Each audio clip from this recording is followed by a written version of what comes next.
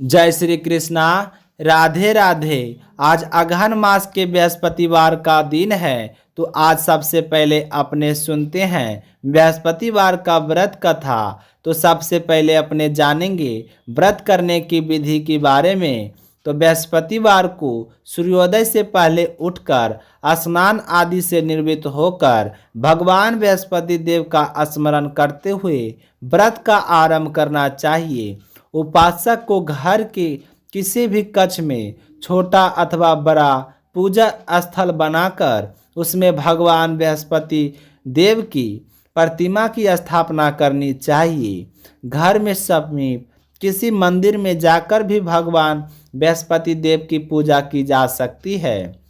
भगवान बृहस्पति देव पीले रंग के पुष्प और पीले रंग की सामग्री को विशेष रूप से पसंद करते हैं, इसलिए स्नान के बाद पीले रंग के वस्त्र धारण करने का विशेष महत्व बताया गया है। पीले रंग के पुष्प, केले और पीले चंदन से भगवान बृहस्पति देव की पूजा का विधान है। बृहस्पतिवार के व्रत में उपासक को पूरे दिन एक समय ही भोजन करना चाहिए। भोजन में चने की दाल और बेसन और दूसरे पीले रंग के खाद्य पदार्थों का ही सेवन करना चाहिए। व्रत करने वाले पुरुष बृहस्पतिवार को दाढ़ी व सिर के बाल ना कटवाएं। पूजा के समय भगवान बृहस्पति देव से जो मनोकामना प्रकट की जाती है वे उसे मनोकामना को जरूर पूरा करते हैं। इस व्रत के व्रत कथा पढ़ने और श्रवण करने का विशेष महत्व है। अब अपने सुनते हैं बृहस्पति व्रत कथा। तो प्राचीन समय की बात है। भारत में एक राजा राज करता था। वह बड़ा प्रतापी तथा दानी था।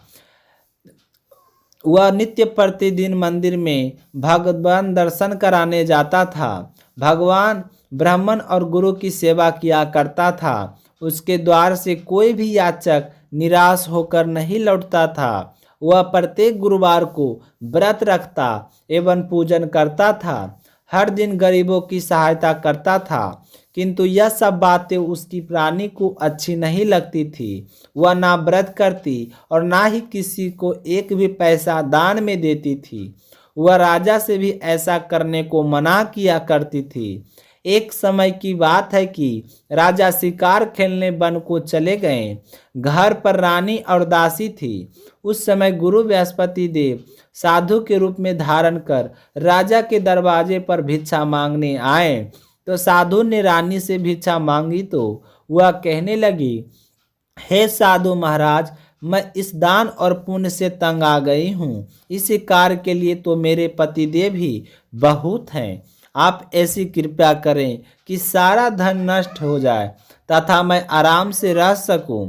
तो साधु रूपी बृहस्पति देव ने कहा, हे देवी, तुम बड़ी विचित्र हो। संतान और धन से कोई दुखी नहीं होता, इसको सभी चाहते हैं।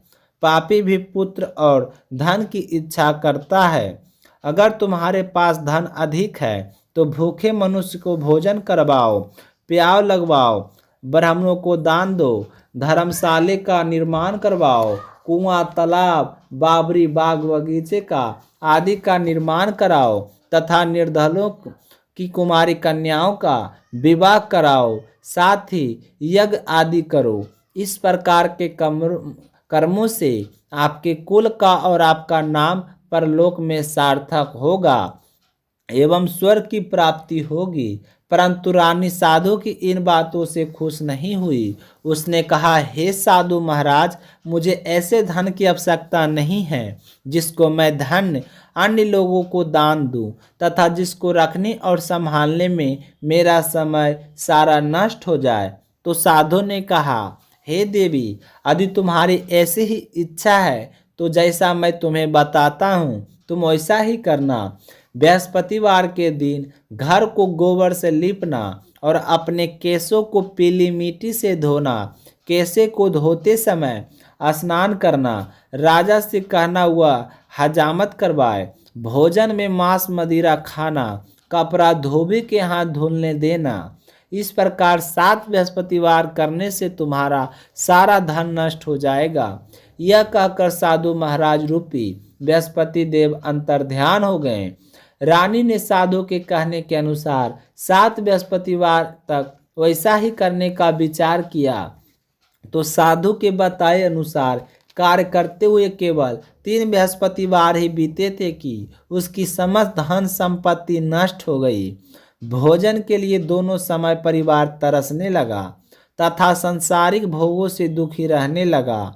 तब वह राजा रानी से कहने लगा कि हे रानी, तुम यहाँ पर रहो, मैं दूसरे देश को जाता हूँ, क्योंकि यहाँ पर मुझे सभी मनुष्य जानते हैं, इसलिए मैं यहाँ कोई कार्य नहीं कर सकता। अब मैं परदेश जा रहा हूँ, वहाँ कोई काम धंधा करूँगा, शायद हमारे भाग बदल जाए। ऐसा कहकर राजा परदेश चला गया। वहाँ से जंगल से लकड़ी काट कर लाता और शहर में बेचा करता था। इस तरह जीवन व्यतीत करने लगा। इधर राजा के बिना रानी और दासियां दुखी रहने लगी। किसी दिन भोजन मिलता और किसी दिन जल पीकर ही रह जाती थी। एक समय रानी और दासियां के 7 दिन बिना भोजन के व्यतीत करना पड़ा। तो रानी ने अपनी दासी से कहा, हे दासी, यहाँ पासी के नगर में एक मेरी बहन रहती है, वह बड़ी धनवान है, तू उसके पास जा और वहाँ से 5 सेर बेझर मांग कर ले आ, जिससे कुछ समय के लिए गुजर हो जाएगा। तो दासी रानी की बहन के पास गई। रानी की बहन उस समय भोजन कर रही थी। तो बृहस्पतिवार का दिन था। तो दासी ने रानी की बहन से कहा, हे रानी, मुझे आपकी बहन ने भेजा है, मुझे 5 सेर बेझर दे दो। दासी ने यह बात अनेक बार कही, परंतु रानी की बहन ने कोई उत्तर नहीं दिया, क्योंकि वह उस समय बृहस्पतिवार का व्रत कथा सुन रही थी। जब दासी को रानी की बहन से कोई उत्तर नहीं मिला तो वह बहुत ही दुखी हुई। उसे क्रोध भी आया। वह लौटकर रानी से बोली, हे रानी, आपकी बहन बहुत ही धनी स्त्री है, वह छोटे लोगों से बात भी नहीं करती। मैंने उससे कहा तो उसने कोई उत्तर नहीं दिया। मैं वापस चली आई। तो रानी बोली, हे दासी, इसमें उसका कोई दोष नहीं है। जब बुरे दिन आते हैं तब कोई सहारा नहीं देता। अच्छे बुरे का पता विपत्ति में ही लगता है। जो ईश्वर की इच्छा होगी वही होगा। यह सब हमारे भाग का दोष है। उधर रानी की बहन ने सोचा कि मेरी बहन की दासी आई थी, परंतु मैं उससे नहीं बोली, इससे वह बहुत ही दुखी हुई होगी। अतः कथा सुन और विष्णु भगवान का पूजन समाप्त कर वह अपनी बहन के घर आई और कहने लगी, हे बहन, मैं बृहस्पतिवार का व्रत कर रही थी, तुम्हारी दासी हमारे घर गई थी, परंतु जब कथा होती है तब तक हम लोग ना उठते हैं ना बोलते हैं, इसलिए मैं नहीं बोली। कहो दासी, क्यों गई थी? तो रानी बोली, बहन, हमारे घर अनाज नहीं था, वैसे तुमसे कोई बात छिपी नहीं है, इस कारण मैंने दासी को तुम्हारे पास 5 सेर बेझर लेने के लिए भेजा था। तो रानी की बहन बोली, बहन देखो, बृहस्पति भगवान की सबकी मनोकामनाएं पूर्ण करते हैं। देखो तुम्हारे घर में अनाज रखा हो। यह सुनकर दासी घर के अंदर गई तो वहाँ उसे एक बड़ा घड़ा भरा बेझर का भरा मिल गया और उसे बड़ी हैरानी हुई, क्योंकि उसने एक एक बर्तन देख लिया था। उसने बाहर आकर रानी को बताया।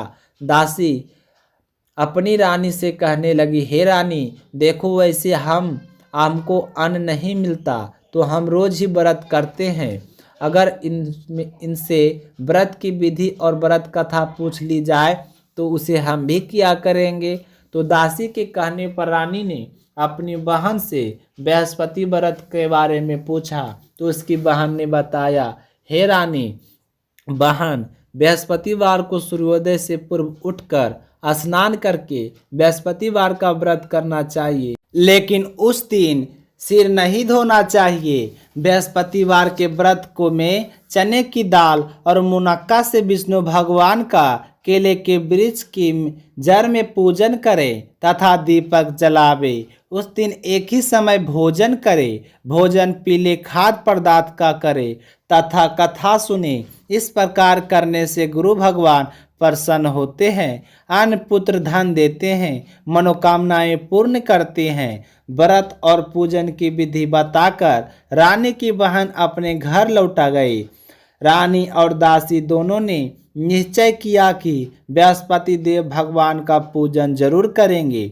7 दिन बाद जब बृहस्पतिवार आया तो उन्होंने व्रत रखा, घुड़साल में जाकर चना और गुड़ बीन लाई तथा उसकी दाल से केले की जड़ तथा विष्णु भगवान का पूजन किया।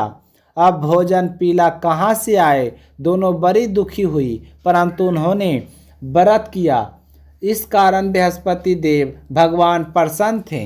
एक साधारण व्यक्ति के रूप में वे 2 थालों में सुंदर पीला भोजन लेकर आए और दासी को देकर बोले, हे दासी, यह भोजन तुम्हारे हैं और रानी के लिए है, तुम दोनों करना। दासी भोजन पाकर बड़ी प्रसन्न हुई और रानी से बोली, रानी जी भोजन कर लो। रानी की भोजन आने के बारे में कुछ पता नहीं था, इसलिए वह दासी से बोली, जा तू ही भोजन कर, क्योंकि तुम्हारी हमारे व्यर्थ में हंसी उड़ाती है।